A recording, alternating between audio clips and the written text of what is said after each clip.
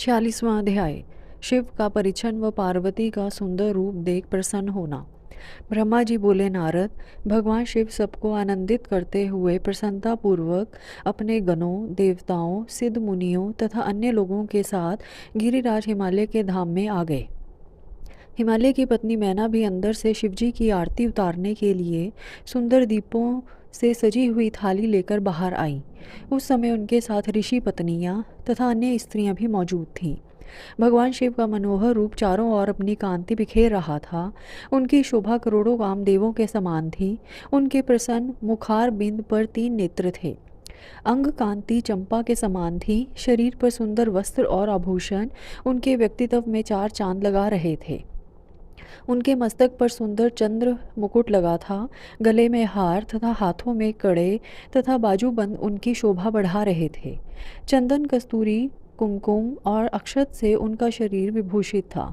उनका रूप दिव्य और अलौकिक था, जो अनायास ही सबको अपनी ओर आकर्षित कर रहा था।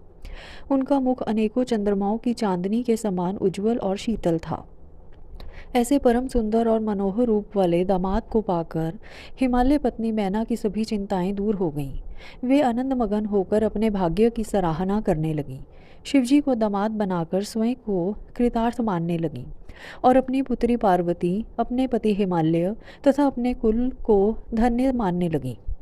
उस समय प्रसन्नतापूर्वक वे शिवजी की आरती उतारने लगीं।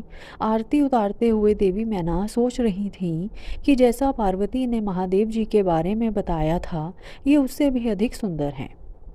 इनका रूप लावण्य तो चित्त को प्रसन्नता देने वाला तथा समस्त पापों और दुखों का नाश करने वाला है।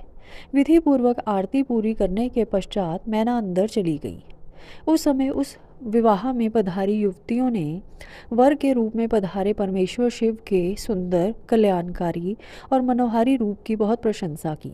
वे आपस में हंसी ठिठोली कर रही थीं। साथ ही साथ अपनी सखी पार्वती के भाग्य की भी सराहना कर रही थीं कि उसे शिवजी जैसे वर की प्राप्ति हुई है। वे मैना से कहने लगीं कि हमने तो इतना सुंदर वर किसी के विवाह में भी नहीं देखा है। पार्वती धन्य है जो उसे ऐसा पति प्राप्त हो रहा है।